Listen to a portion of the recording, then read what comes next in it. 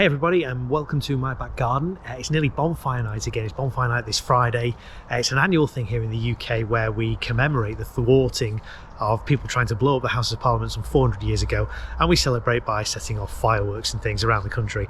Last year I did a live stream here from my garden and set off a load of fireworks, and quite a few people watched. I think after a day or so that had about 10,000 views.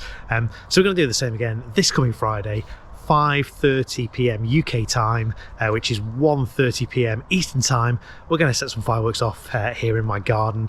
It's also the first year my daughter is 6 months old. It's the first time she'll have ever seen fireworks, so I'm very excited about that. Very excited to see what she makes of that. So it's all going to happen this Friday. And also my channel now, I'm about 30 subscribers away from the big 1,000 subscriber mark, which is incredible. If I happen to hit 1,000 before or on Friday, then I'm going to let off a very special firework here in my garden, which is a 1,000-shot firework, one shot for every subscriber. So we'll see if that happens or not. If you're not subscribed yet, please consider doing so.